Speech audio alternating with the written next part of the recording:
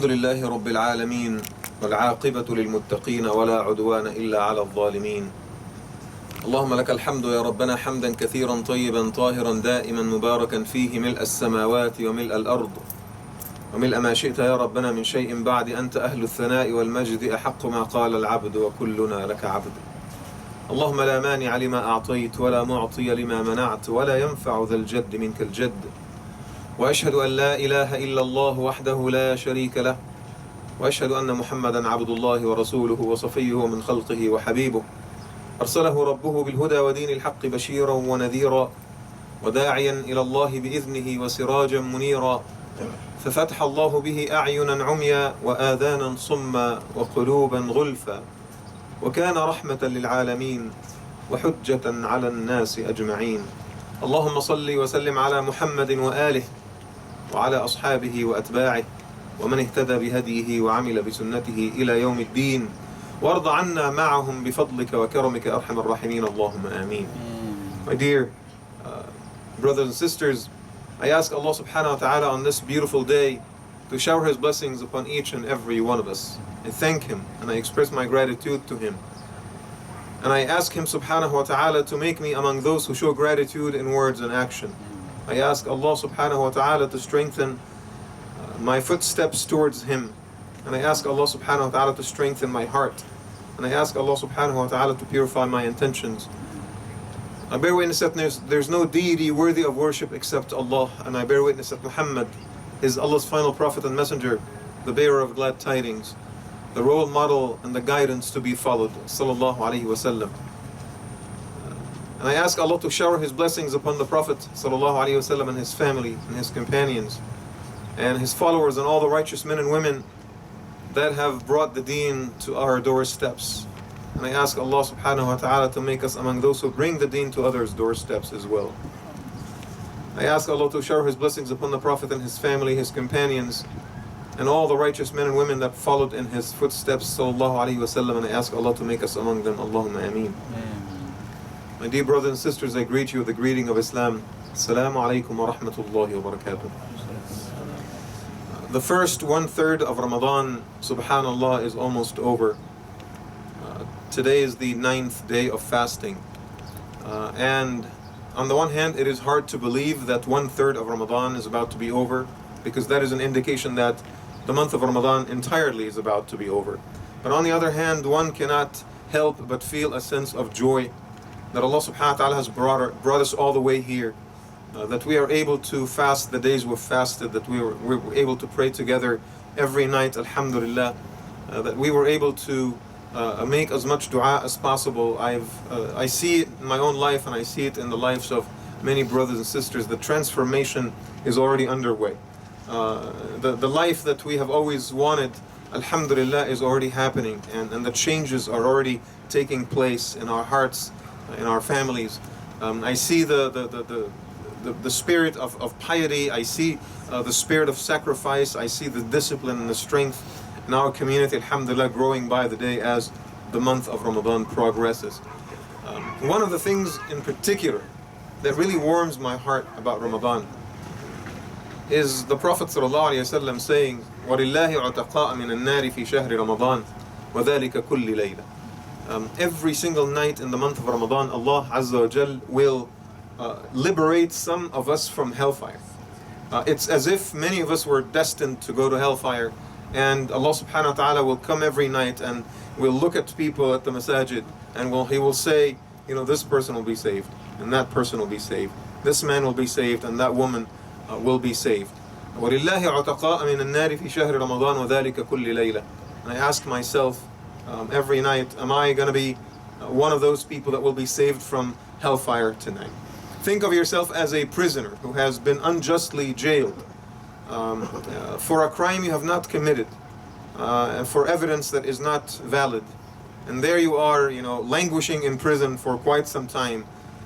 And the process was finally opened up again, and there is an appeal process, and there is a very good chance that the judge might basically let you go. That is the state of your heart right now. And you can hardly await for that judgment to pass. And ultimately the judge says, sorry, we have imprisoned you for no reason, and we will let you go, and we will never ever put you in jail ever again. And we will guarantee that you will not commit a crime that will qualify you for prison. This is exactly what happens in Ramadan. When Allah subhanahu wa ta'ala picks you and says, you will be released from hellfire, that's it. And once saved, you cannot be unsaved. That's it. You're only saved once. And if Allah saved you from the hellfire for the rest of your life, then He will make sure that you are protected, that your heart is protected, and that your actions are protected. You might still make small mistakes here and there, but Allah subhanahu wa ta'ala will protect you and will preserve you from the major ones. The spirit of Ramadan, brothers and sisters, essentially is a spirit of deprivation. It's a spirit in which we deprive ourselves of certain comforts by choice. And that is called austerity. I don't know if you guys are familiar with this term that is mostly used in economics. They say austerity measures when in most countries, not in our country, in most countries when the economy is not doing very well, they say let's tighten the belt. Let's follow some austerity measures. Let's spend a little bit less because there isn't enough money until the economy gets back to its feet. The only country where when the economy gets really, really bad, they ask people to spend more is ours, right? We do the exact opposite of austerity measures in this country. But the term austerity, right, means the discipline to make a choice not to consume certain things that are available to you. They are permissible, they are perfectly legal, but you do that, right, because you would like to achieve, higher ends. You would like to achieve spiritual power. You would like to achieve spiritual victory. You would like for the economy to get better, right? Some higher goal, some superior goal to the immediate needs of the human being. I want to buy a car, I want to buy, excessive amount of food, I would like to buy jackets, I would like to buy clothes, I would like to live in a bigger house, right? These are immediate desires that we all want. But when we say let's practice austerity, right? Taqashuf, the Arabs call it, at-taqashuf. Let's practice austerity as a community. That means I will compromise some of the short-term pleasures that I enjoy, and I will willingly say, I will deprive myself of those things for the greater good, right? And the greater good of deprivation in the month of Ramadan is your own greater good, is your own spiritual triumph, right, in Ramadan. We refrain from food, we refrain from water, we refrain from intimacy. We are supposed to refrain from slander and saying bad words about each other. By the way, a lot of people don't know that. The madhab of Imam Ibn Hazm, right, of Zahiriyya, the madhab of Ahlul Bayt, right, the madhab of Imam al-Hasan al-Basri, and great many scholars is that when you backbite or slander other people in Ramadan, it breaks your fast. It is not the madhab of the four Sunni scholars, right? I don't know why the scholars did not agree that, slander and backbiting is just as bad as eating and drinking in the days of Ramadan. But there's a great number of schools of thought in Islam that believes that slander and backbiting and saying bad things about other people breaks your fast in Ramadan. Subhanallah. So I choose not, but these are the haram things. I choose not to even do the halal things. And that is the meaning of austerity in Ramadan. I'm not going to eat, I'm not going to drink, I'm not going to practice intimacy, I will control myself, I will control my anger, I will do this and I will do that. Willingly, by choice, right? But the interesting thing is that the spirit of austerity has to do with every practice in Islam. It has to do with every single act of worship in Islam, right? Think of Hajj, for example. What is Hajj? I leave my family, I leave my home, I leave my circle of comfort, and I travel overseas to another country, and I spend 3 weeks over there, and I spend my money, and I exert so much effort, right? So Hajj essentially is also about austerity, it's about deprivation. I deprive myself from the comfort of my home. I deprive myself from being with my family and being with my friends. I deprive myself from money because it costs so much money to go to Hajj these days, right? Hajj is also about deprivation. It's also about austerity, right? I deny myself certain things that were mine, but I do it by choice, right? Salah, your daily prayers, same exact thing. I deny myself the convenience of not having to pray. Just sit there and watch TV or work or make money or whatever it is. That's a choice, right? So the spirit of austerity also applies to prayer. The spirit of austerity also applies to your zakah, right? Because I deprive myself from the comfort of spending my money the way I want. and I have to give a portion of that money, a percentage of that money, to support the poor and needy in my community. Again, you look at every act of worship in Islam, there's always a compromise, there's always a trade-off. If you sit down and read some Quran, that is time you could have used to do other things, right?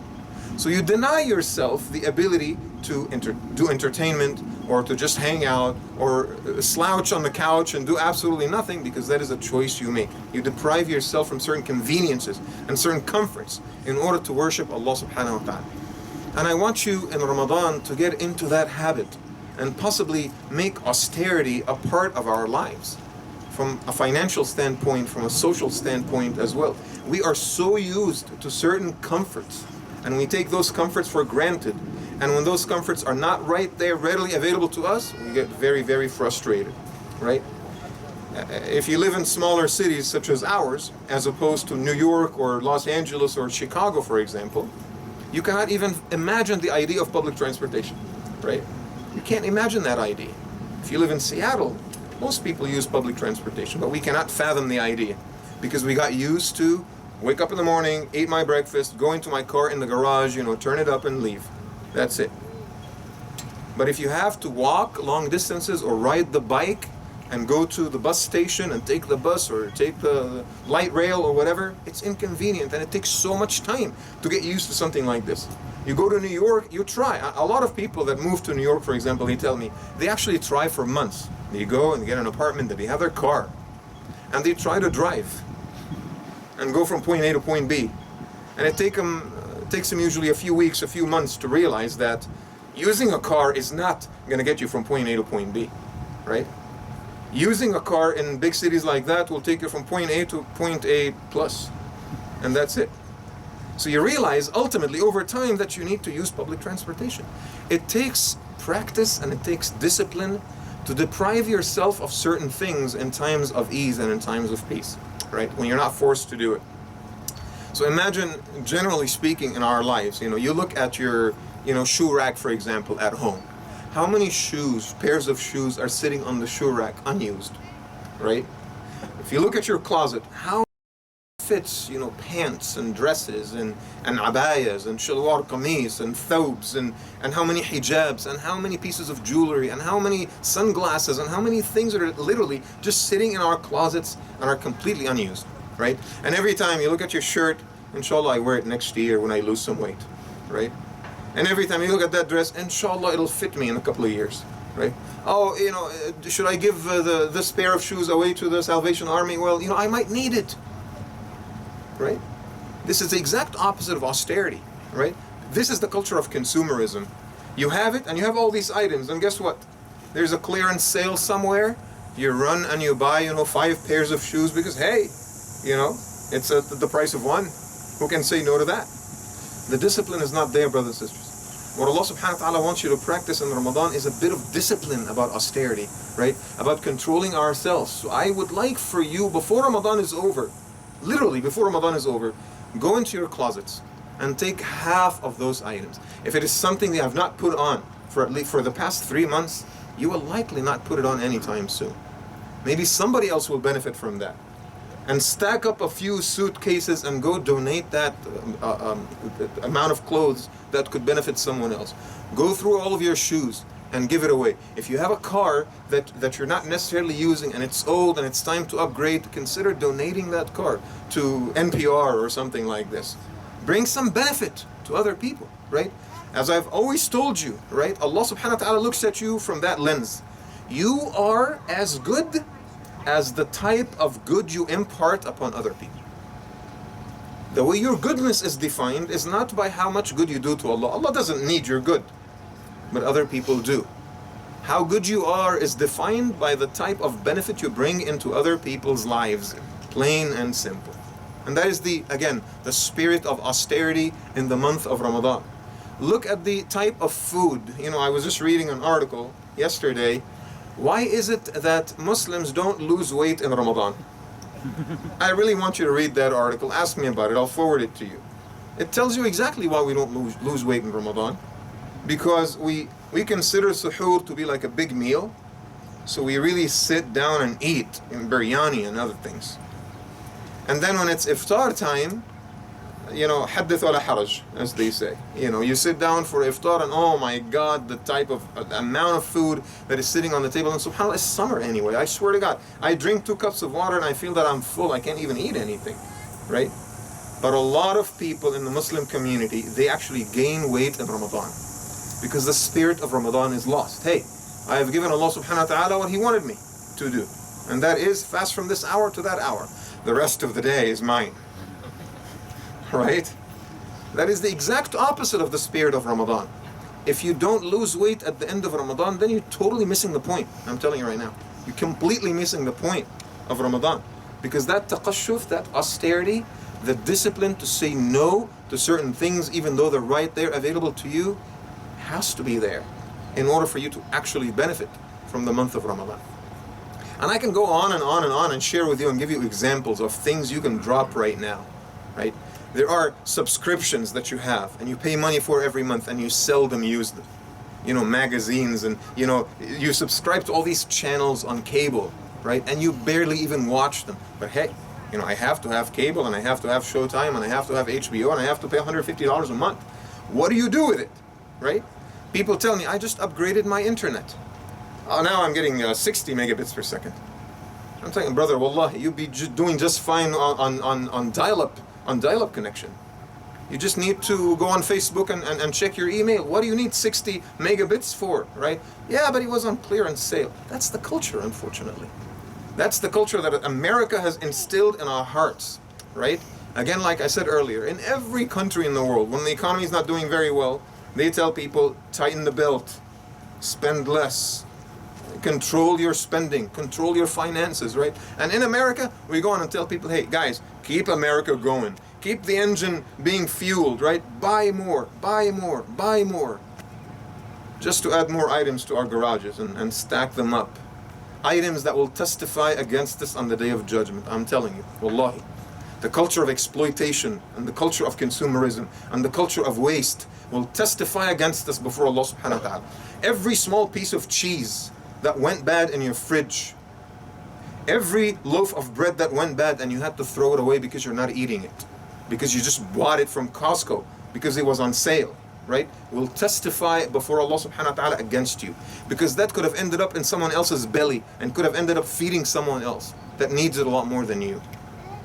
When you go to an open buffet and you're sitting there and you're putting massive amounts of food in your plate and then you end up eating half of it and the rest goes to waste, right? That food will testify against you on the Day of Judgment. The ni'mah of Allah subhanahu wa ta'ala is meant to benefit someone. It is not meant to go into the garbage. They say 40%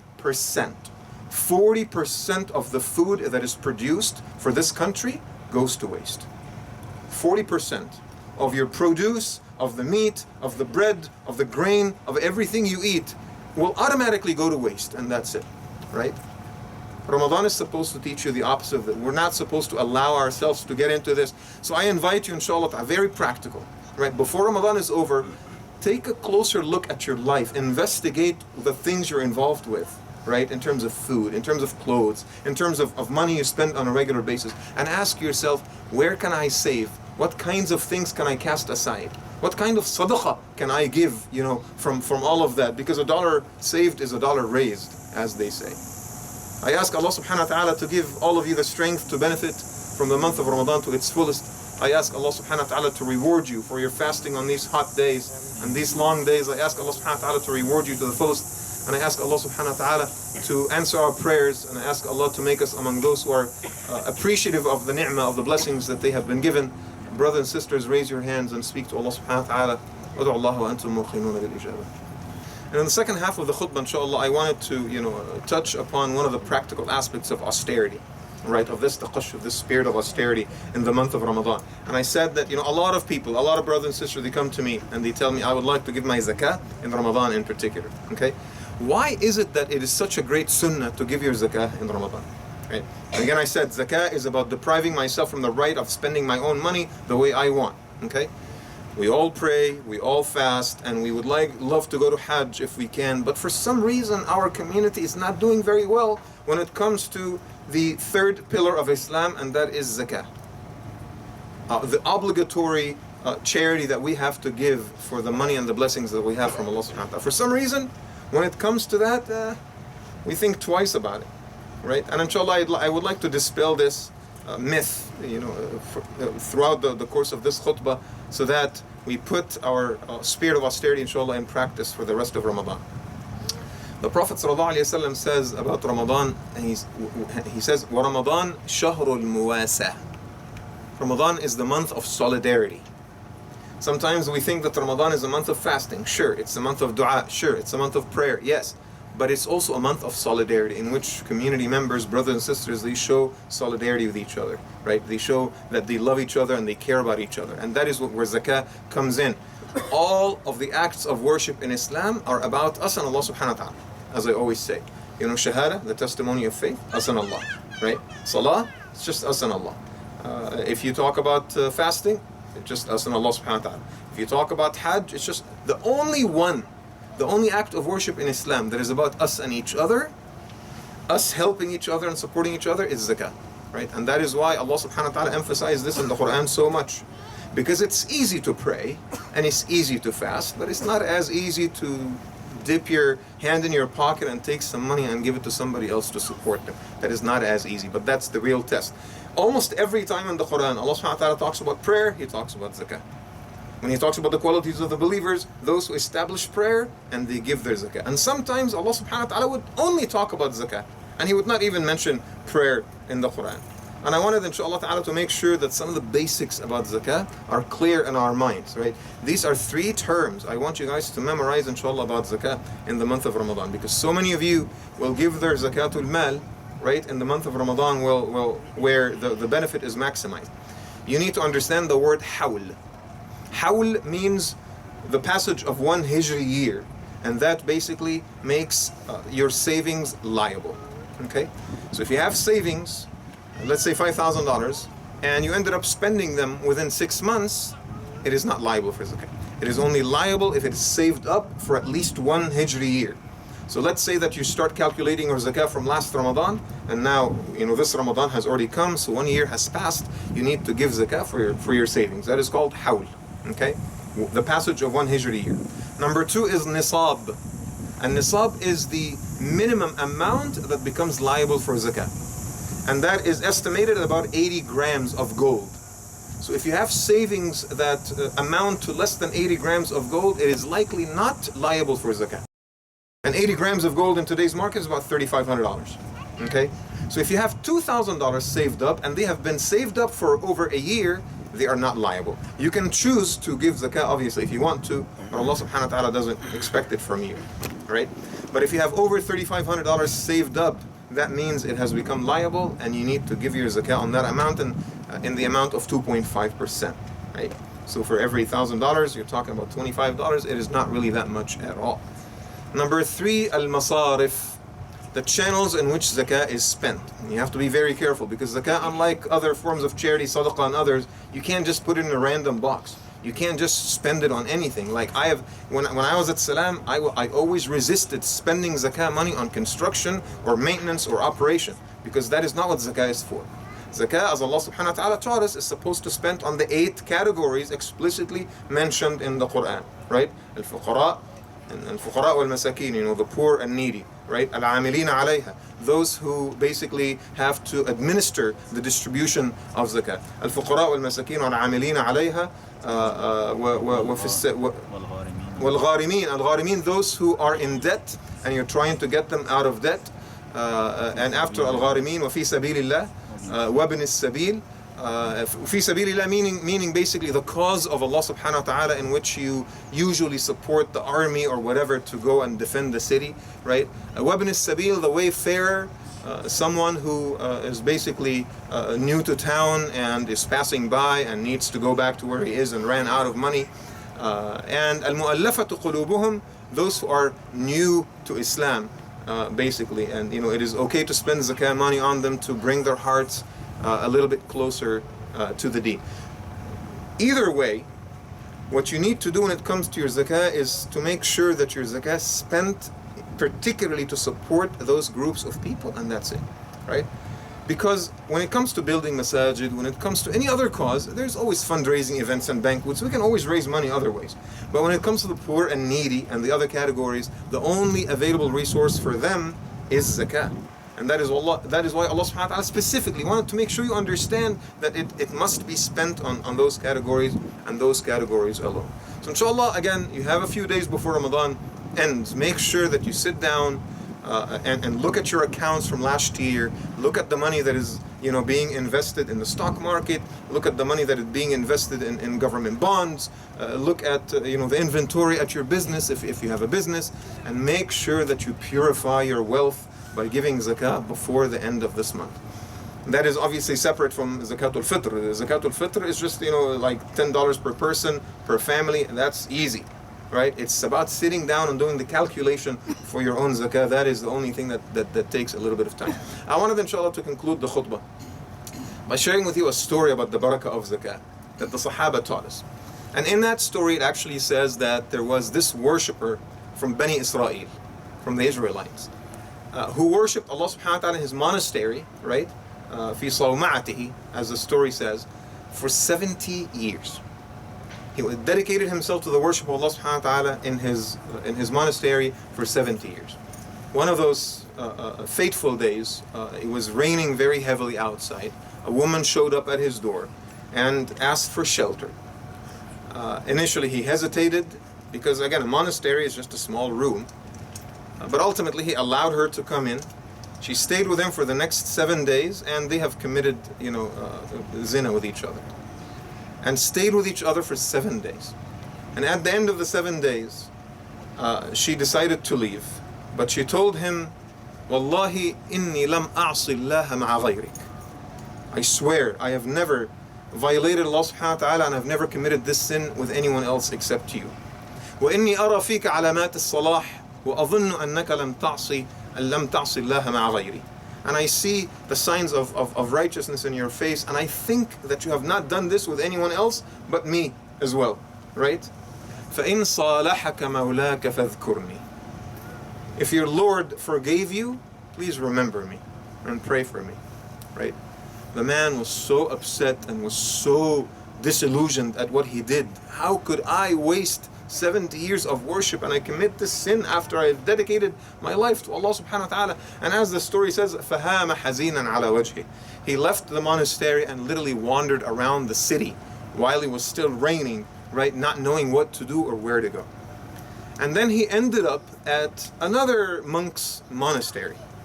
And that other monk had a little shack, and in that shack he would basically allow poor and needy people to come in and sit and seek refuge.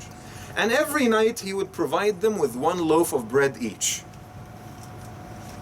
So our monk basically went inside and sat at night with those other poor people at that shack that belonged to the second monk. Now the second monk came at night, as it was his habit every night, and he started distributing. He had this bucket that was basically filled with loaves of bread, and he started distributing them. Now, how many people are supposed to be in the shack? 10, right? But in reality, the number of people in the shack now is 11. But he only has 10 loaves of bread. So he distributed the 10 loaves of bread, right? And the first monk got 1 loaf, which means that one of those poor people did not get a loaf of bread. So he asked the monk, please, I didn't get my loaf of bread. What happened? I'm still here. I didn't get my food. And he says, I don't know. I gave you guys 10 loaves of bread. Maybe one of you took 2. Right? So the man says, إِذَنْ أَبِيتُ طَاوِيَةً. It's okay. I will just spend my night hungry. That's fine. Yeah. So the first monk heard that conversation. He had the loaf of bread in his hand. And he said to himself, I am a sinner. أَنَا عَاصٍ لِلَّهِ وَهَذَا طَائِعٌ لِلَّهِ. And that person is an obedient man to Allah subhanahu wa ta'ala. Why should he suffer because of me? Why should he suffer because I'm here and I took his loaf of bread? You know what? I'm not doing that. I am the one that's supposed to sleep hungry and not him. So he took his loaf of bread and he gave it to that man. Right?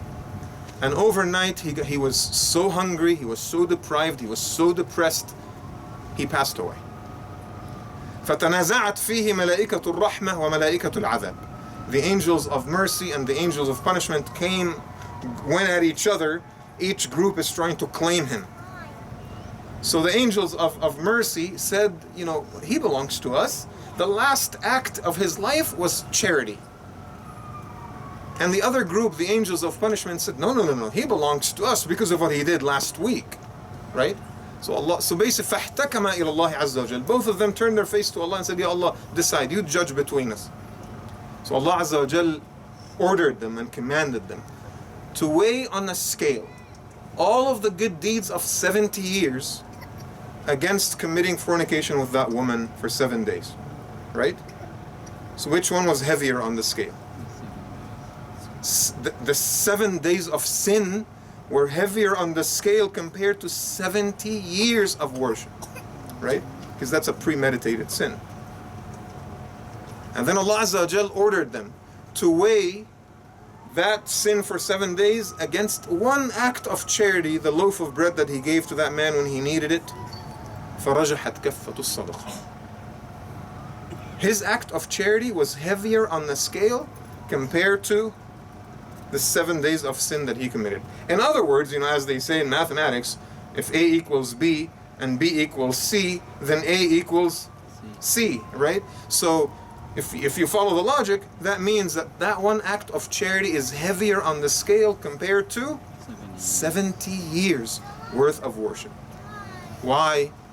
Like I said earlier, because charity, because sadaqah, because zakah, brothers and sisters, is about us helping someone that actually needs our help. Our acts of worship is about us offering Allah subhanahu wa ta'ala obedience. He doesn't need it. He expects it because we need to all be in line. We're the worshippers and He's the worshipped. But when it comes to benefiting people, Allah subhanahu wa ta'ala taught you, right, that the benefit you bring into people's lives outweighs everything else. And I want you, inshallah ta'ala, to keep that in mind for the rest of this month of Ramadan. What can I do to bring benefit into the lives of others? Acts of charity, bringing people over for iftar, helping my community by doing volunteer hours, giving my zakah, giving my sadaqatul fitr, making extra donations, whatever it is that you can do for the rest of Ramadan to show Allah subhanahu wa ta'ala that you not only care about yourself and your family and your own salvation, right? You also care about other people as well. I ask Allah subhanahu wa ta'ala to strengthen our hearts. I ask Allah subhanahu wa ta'ala to bring so many blessings into our lives. I ask Him subhanahu wa ta'ala to bring tenderness and empathy and compassion into our hearts, to help us care for those who are in need. I ask Allah subhanahu wa ta'ala to make us among those who will never take the blessings they have for granted. I ask Allah to help us show gratitude and gratefulness for the things we have. And I ask Allah subhanahu wa ta'ala to help us be among those who give what is rightly owed of them, to give their sadaqah and to give their zakah. And I ask Allah subhanahu wa ta'ala to strengthen our hearts and to bring us closer to each other as brothers and sisters, and to establish our community to be one of righteousness, to be one of compassion, to be one of empathy and love and tenderness. I ask Allah subhanahu wa ta'ala to strengthen our brothers and sisters that are struggling around the world, victims of ISIS and victims of Al-Qaeda and victims of terrorism all over the world. I ask Allah subhanahu wa ta'ala to expose their schemes. I ask Allah to expose their plotting. I ask Allah subhanahu wa ta'ala for the truth to be revealed one day and for the name of Islam to be exonerated. I ask Allah subhanahu wa ta'ala to utilize each and every one of us as an agent of good, and to help us spread good, and to help us impart good on the hearts of other people. I ask Allah subhanahu wa ta'ala to make us among those who bring value into other people's lives and those who live by principles. I ask Allah subhanahu wa ta'ala, as He gathered us here in the heat of this day, that with every hour we fast in this heat, with every sajda we make in this heat, with every dhikr we make in this heat, I ask Allah subhanahu wa ta'ala that will distance us miles and miles away from hellfire. I ask Allah subhanahu wa ta'ala to distance us miles and miles away from hellfire. We would rather, Ya Allah, take a little bit of this heat in the life of this world than take the heat of the hellfire on the day of judgment. And I ask Allah subhanahu wa ta'ala to bring so many blessings into our lives, each and every one of us. Allahumma ameen. Allahumma aghfir lana dhunubana wa israfana fi amrina wa thabbit aqdamana وانصرنا على القوم الكافرين. اللهم تقبل منا إنك أنت السميع العليم وتب علينا إنك أنت التواب الرحيم. اللهم إنا نسألك الخير كله عاجله وآجله ونعوذ بك من الشر كله عاجله وآجله. اللهم يا ربنا انصر إخواننا المستضعفين في المشارق والمغارب يا رب العالمين. اللهم انصرهم على عدوهم وثبت الأرض من تحت أقدامهم. اللهم أهلك الظالمين بالظالمين وأخرجنا من بينهم سالمين برحمتك أرحم الراحمين. اللهم لا تؤاخذنا بما فعل السفهاء منا. اللهم لا تؤاخذنا بما فعل السفهاء منا. اللهم أعنا على نصرة الدين ورفع رايته برحمتك أرحم الراحمين. اللهم أهلك يا ربنا من هم مننا، اللهم أهلك من هم مننا يا رب العالمين، ومن هم من عشيرتنا الذين يسيئون للإسلام والمسلمين. اللهم أهلكهم برحمتك يا أرحم الراحمين، أو اهدهم، اللهم أهلكهم أو اهدهم يا رب العالمين، أو خذهم عنا أخذ عزيز مقتدر. اللهم إنهم أساءوا لدينك وأساءوا لك رب العالمين، وأساءوا لنبيك يا أرحم الراحمين. اللهم خذهم عنا أخذ عزيز مقتدر. اللهم اكشفهم واكشف نواياهم يا رب العالمين. اللهم أعنا على الدعوة إليك بالحكمة والموعظة الحسنة برحمتك يا أرحم الراحمين. اللهم اغفر للمؤمنين والمؤمنات، المسلمين والمسلمات، الأحياء منهم والأموات، إنك سميع قريب مجيب الدعوات يا رب العالمين. وأقم الصلاة إن الصلاة كانت على المؤمنين كتابا موقوتا.